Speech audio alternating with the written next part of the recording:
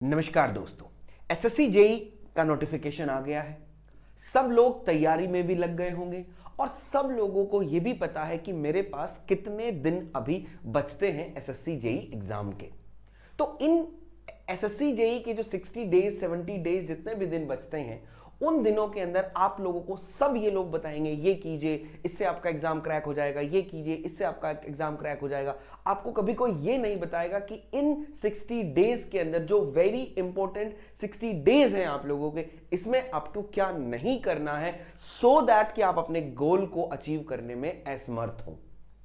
ठीक है, तो मैं वीडियो में एंड तक बने रहिएगा। मैं आप लोगों को यह बताऊंगा क्योंकि बच्चा हम लोग हमेशा हड़बड़ाहट में बहुत सारी ऐसी गलतियां कर जाते हैं सो दैट हमको बाद में पछताना पड़ता है।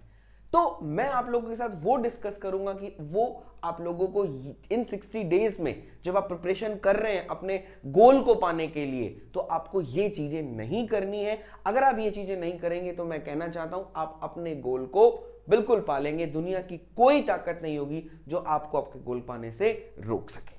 तो मैंने बनाया ही टॉपिक है कि SSC JE 2023 third 60 days left क्या करें और क्या ना करें। तो सबसे पहले मैं उसी पर बात करूंगा कि क्या हमको नहीं करना चाहिए। वीडियो में एंड तक बने रहेगा। 7 पॉइंट्स में आप लोगों के लिए लेकर आया हूं, ज्यादा दैट मींस समय नहीं लूंगा। इन 7 पॉइंट्स पे आपको लगे कि हां सर बहुत अच्छा बोला है तो मुझे कमेंट चाहिए इस वीडियो पे कि हां सर आप बिल्कुल सही कह रहे हैं, आपने ये बताया कि ये गलतियां हम लोग नहीं करेंगे सो दैट ही होगा। तो सब लोगों को अगर वीडियो अच्छा लगे तो कमेंट जरूर कीजिएगा मेरे बच्चे। तो सबसे पहले हम लोगों को क्या नहीं करना है इस पे हम लोग बात करेंगे कि सबसे पहले तो मेरे बच्चे हम लोगों को पैनिक नहीं होना है। आप लोगों को सबसे पहले पैनिक नहीं होना है कि सर एग्जाम का पैटर्न चेंज हो गया, अब मैं क्या करूं, कैसा एग्जाम आएगा कैसा एग्जाम नहीं आएगा, 1/3 मार्किंग हो गई है। मैं सर पहले कन्वेंशनल का एक एम लगा के बैठा था, अब मैं सर मुझे तो उसकी तैयारी थी, अब मैं कैसे करूंगा। ठीक है, तो बेटा अभी किसी को नहीं पता है क्या लेवल आएगा क्या नहीं आएगा, लेकिन मुझे इतना विश्वास है अगर आप दिल से मेहनत करेंगे तो आप इस एग्जाम को जरूर क्रैक कर देंगे। तो सबसे पहले तो पैनिक नहीं रहिए। आपको पता है पहले आपको पेपर 1 देना है, पेपर 1 एज डिट्टो सेम है। तो जैसे पेपर 1 की तैयारी कर रहे थे वैसे ही तैयारी करते रहिए, पैनिक मत होइए बिल्कुल भी। क्लियर है। दूसरा हम लोग चलते हैं बेटा न्यू सब्जेक्ट। आप लोगों को बेटा मैं यहां पर लिख दूंगा, डोंट स्टार्ट एनी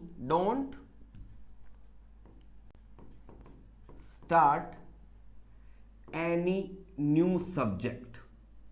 आप लोगों को कोई भी ऐसा नया सब्जेक्ट स्टार्ट नहीं करना है जो आप लोगों ने अभी तक नहीं छोड़ा है। क्योंकि कई लोग क्या होते हैं बेटा, आप लोगों को पता है कि सर हमारी इंजीनियरिंग में जो नंबर ऑफ वैकेंसियां जो जॉब्स हैं वो कम है। सो दैट बच्चे क्या करते हैं सर, टेक्निकल की तैयारी तो करते ही करते हैं, साथ साथ नॉन टेक्निकल के फॉर्म भी भरते रहते हैं। तो जो वो नॉन टेक्निकल के फॉर्म भरते रहते हैं तो ऑब्वियस सी बात है यार, एक इंसान है, छोटा सा दिमाग है, कितनी चीजें ग्रैब करेगा। तो वो एक अपनी स्ट्रैटेजी बना लेता है कि सर जो ये सब्जेक्ट्स हैं इन सब्जेक्ट्स को मैं साइड में रखूंगा, इन सब्जेक्ट्स को मैं पढ़ूंगा और इन्हीं सब्जेक्ट्स में से जो अच्छा आएगा मैं उसमें से अच्छा बेहतर करने की कोशिश करूंगा। तो जो सब्जेक्ट आप जिस स्ट्रैटेजी पे चल रहे थे, जो सब्जेक्ट अभी तक आपने स्टार्ट नहीं किया था, वो सब्जेक्ट आपको स्टार्ट नहीं करना है। क्यों? क्योंकि मेरा बच्चा आप नया सब्जेक्ट स्टार्ट करेंगे तो मैं कहना चाहता हूं इन 60 डेज में सिर्फ आप उस नए सब्जेक्ट में ही घुल मिल के रह जाएंगे, बाकी सब्जेक्ट्स को देख ही नहीं पाएंगे।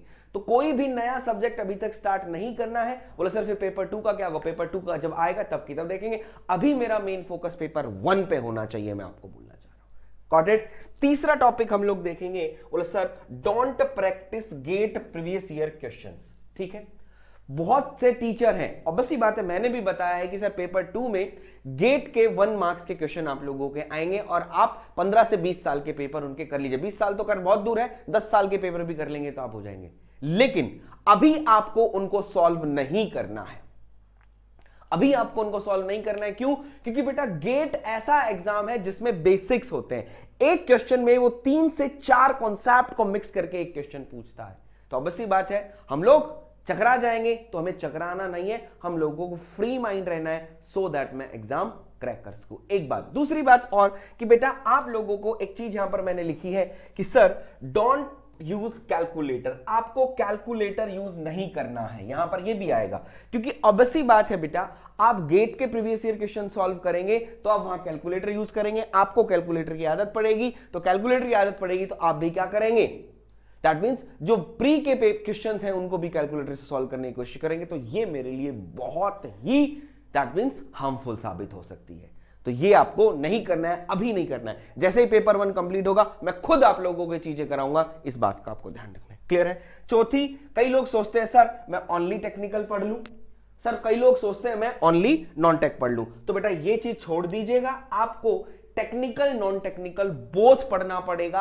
आप लोगों को 2 हाफ में अपने डे को डिवाइड करना है, एक में आपको टेक्निकल पढ़ना है और एक आपको टेक पढ़ना है। तो दोनों चीजें ही पढ़ेंगे तो दैट मींस आप क्या कर सकते हैं, आप अपने एग्जाम को क्रैक कर सकते हैं। अदरवाइज भूल जाइए कि आप सर मैं सिर्फ ओनली टेक्निकल कर लूं, ओनली नॉन टेक्निकल लूं, थोड़ा ये कर लूं, थोड़ा वो कर लूं, थोड़ा नहीं, बराबर दोनों को टाइम दो, बराबर दोनों का प्रैक्टिस करो, तभी आप इस एग्जाम में सक्सेस हासिल कर पाएंगे। 4 पॉइंट।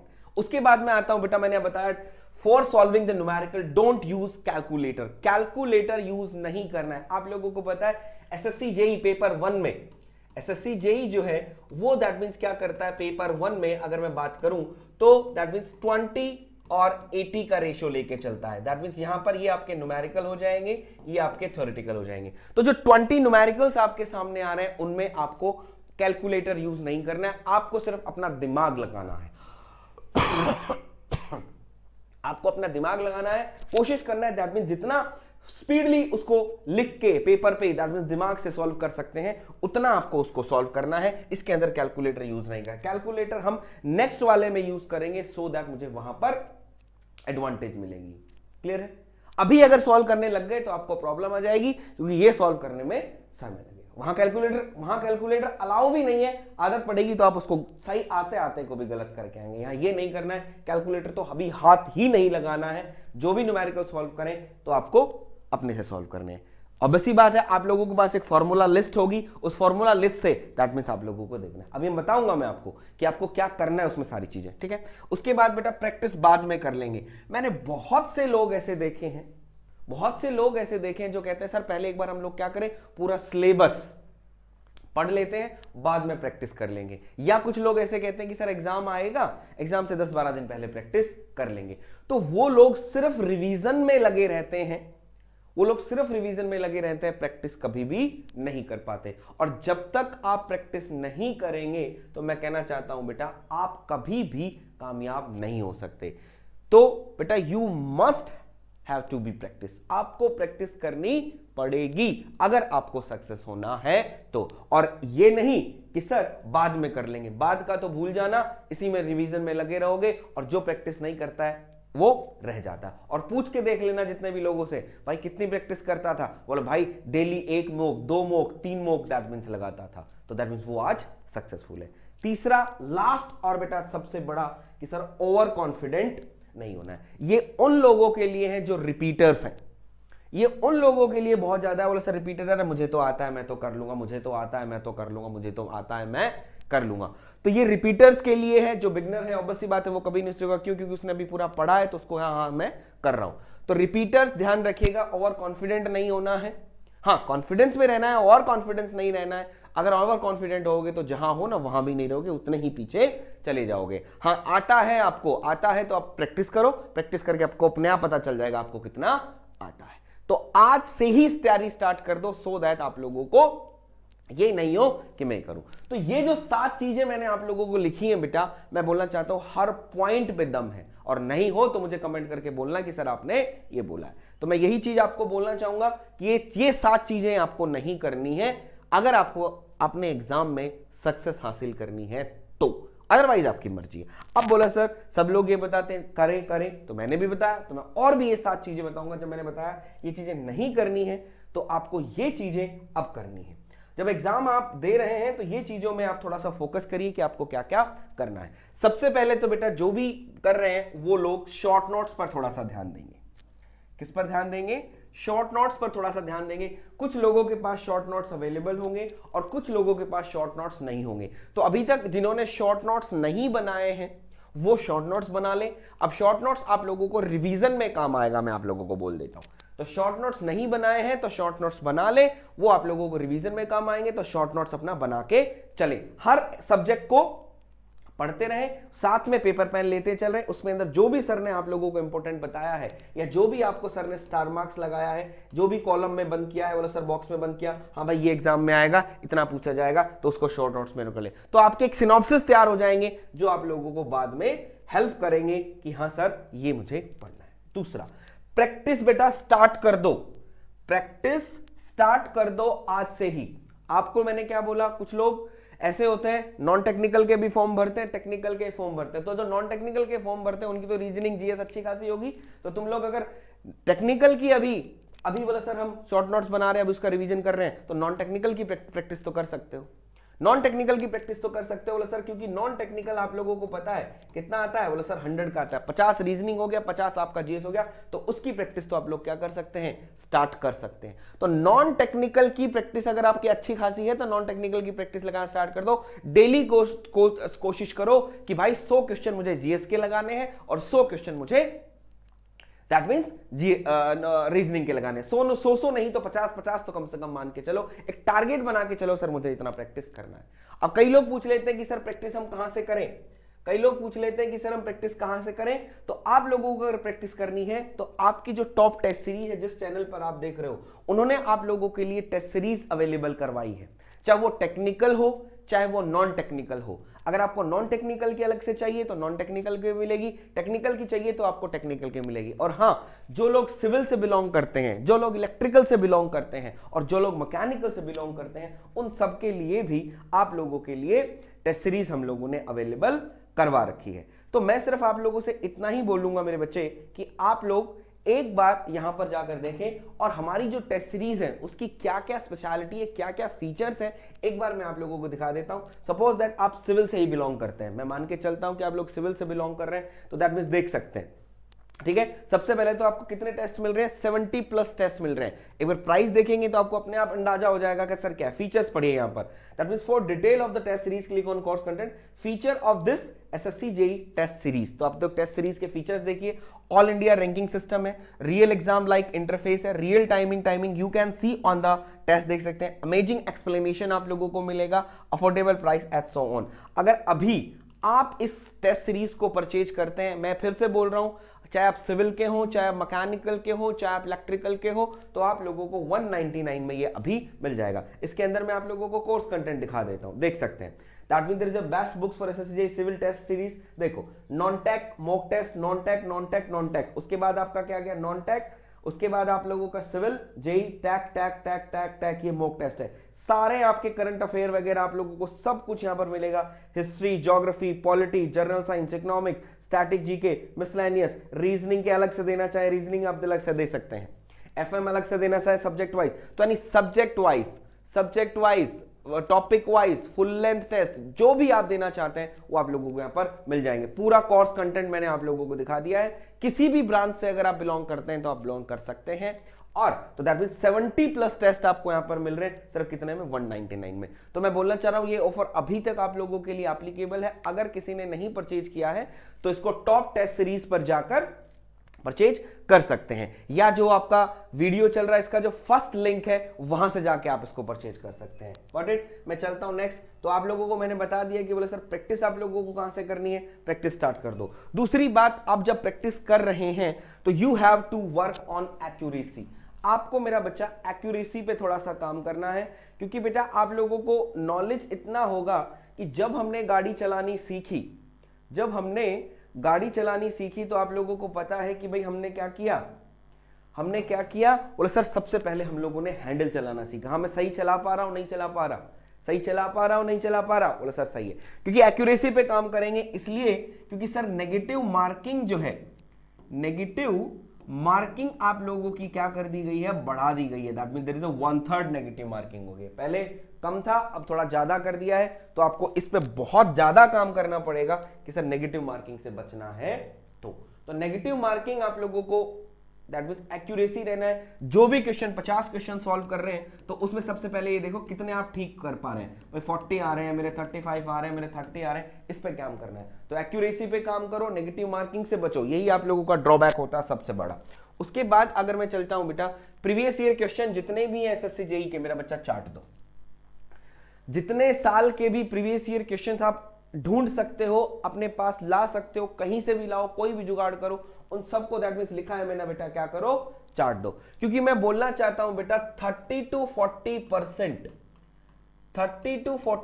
बेटा क्वेश्चन क्या होते हैं, रिपीट होते हैं।